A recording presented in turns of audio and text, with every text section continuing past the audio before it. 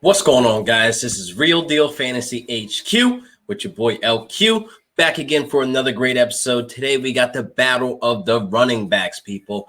Kenyan Drake or Miles Sanders. Who do you got come draft day? Now we're going to be talking about their situations, their last year's stats, all the good stuff today, and what's going to bring home the gold, people. So hope you guys enjoy this episode. So let's get right into the episode.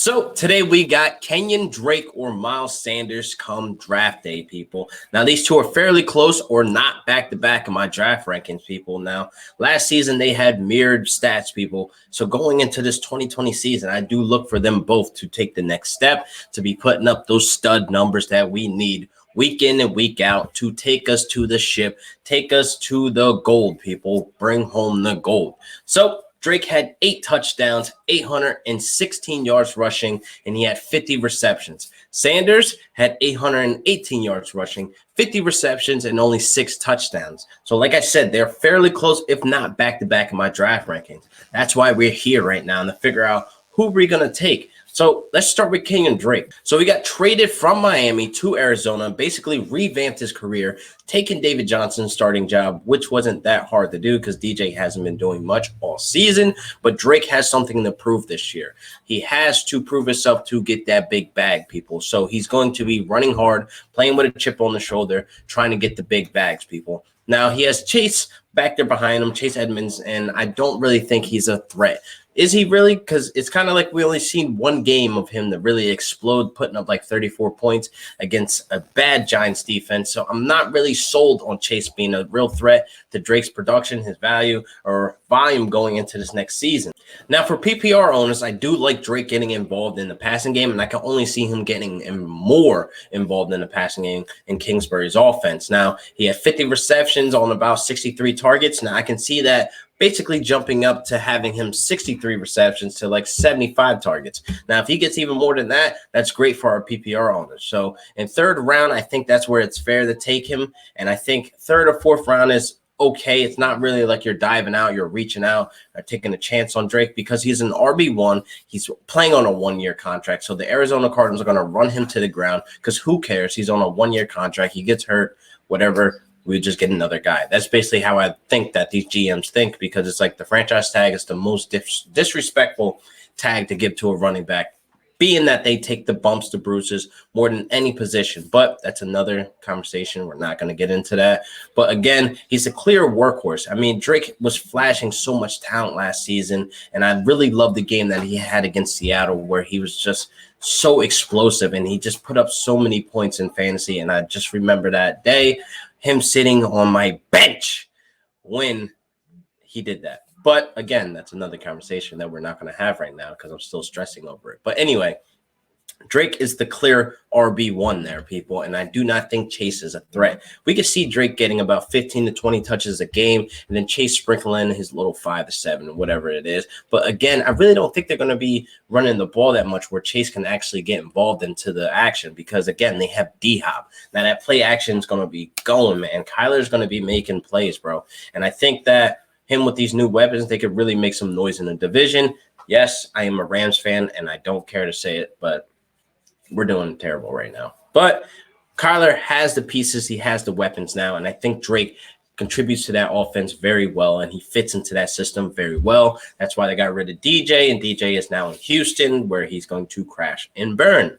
So at the moment, we do not know the game plan of going into the next season with Drake and Chase. But I do not really want to say that they're going to have a 1A, 1B situation because I really don't see it. I don't think that's like useful. I think Drake is going to be the clear workhorse. I can't express that more in going to this next season. So he could put up about 10 touchdowns. He could put up 1,000 yards, and then he can get that big bag. But I really want to focus on PPR purposes, how many receptions he's going to get, because he is actually good out the backfield with catching the ball. So he only had 3 drops. He has a fumbling issue. I will say that through the years. He averages about at least 2 or 3. But that's not going to hurt you if you're not in leagues that don't deduct for that. But I'm actually sold on Drake. I'm not too sure why else you wouldn't grab him, but I think the third or fourth round is fair. I don't think that you're reaching again on him or anything like that. Third and fourth round is fair, especially if you got a stud running back in the first round, then you go stud wide receiver, and then why not get Drake as your RB2? Week in and week out, I think he's going to put up solid points.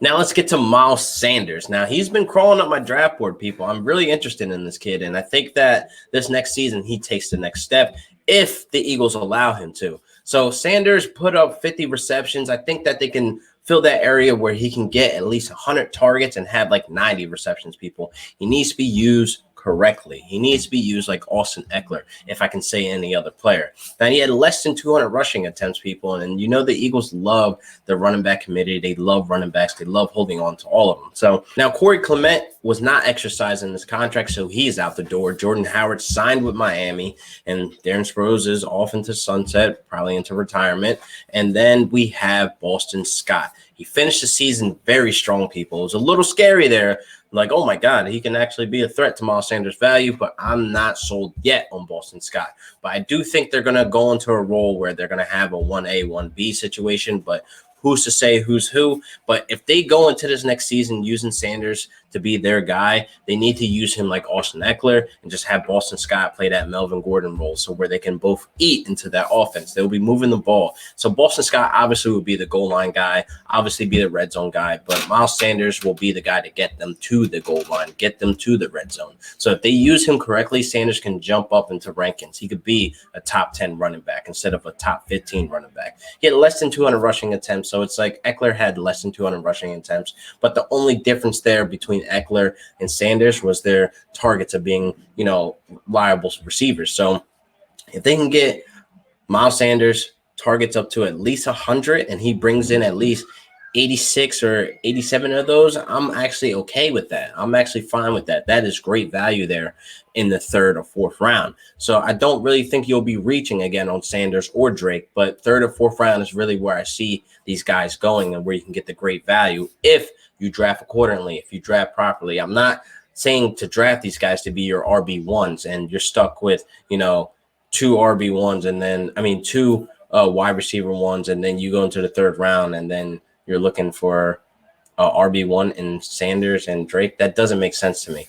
So a lot of guys will be looking this year with the strategy of grabbing a stud running back because they're going to go like that, people. This is the year of the running back. First round, second round, running backs are going to be gone, and then you're going to be left with the Sanders and the Drake. So this is why we need to talk today of who is going to be the guy that reaches your roster. So I really think the Eagles need to look and invest into protecting Wentz at all costs. So having Sanders get those targets out of the backfield, climb up to 100 targets this season, will protect Wentz. He won't be on his ass as much. If he does the little quick drop off or the check downs, whatever the case may be, Wentz will be protected and be the less time of him having the ball in his hand. So again, I do think that they need to look at Sanders and a dynamic of being an Austin Eckler instead of trying to be the RB1, the guy that they claim to be their lead rusher. And so I know, again, they like the committee of running backs. So if they're going to do that, why not use Sanders to a true potential? So overall, again, we have to look at the situations. Who are we going to draft come draft day? I'm going to tell you who I'm drafting. It's a full send on Drake. Honestly, Sanders is very appealing. Yes, he has the potential, the higher ceiling, but Drake is a workhorse, people. He doesn't have the same situation that Sanders has. Sanders has the committee. Sanders has, the ability to be a top 10 running back, but are the Eagles going to let him be that? So that's the only problem, the wedge that I have between me and Sanders of him being on my roster. Now, Drake, again, he's on a 1-year contract. He has something to prove. They're going to run him to the ground, like I said before.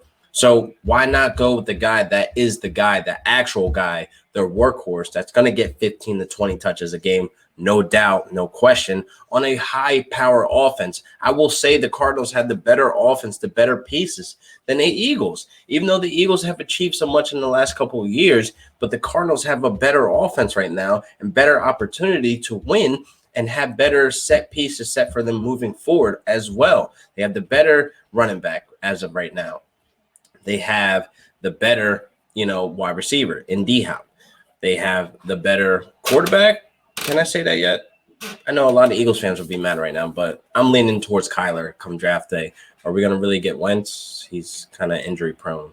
So that's my argument there. But anyway, so again, I got to lean towards Drake to be the guy that I would take in the third round. I feel more comfortable and confident week in and week out with Drake being my flex or even my running back too. But the thing is, with Sanders, I do like his ceiling, his potential. It's very appealing. It's very tempting to go ahead and grab him in the third and fourth round. And I say third and fourth round and not third and fourth round with Drake because, again, I don't feel confident taking Sanders in that third round to be the guy that's going to bring home the gold, people. So the closer we get to August, basically draft day, I will keep an eye on what the Eagles are doing with Sanders, what's the buzz, what's going on, and who they took in the draft. And again, if they go up in the high rounds and they draft like a running back in the fourth or fifth round, I'm not going to be too worried, but that does take a little hit to Sanders' value because, again, they love running backs. The committee is a problem with me, and that's why I got Drake for the win. So it's still early, though. We're still early. It's the March. Free agency is not over, far from over.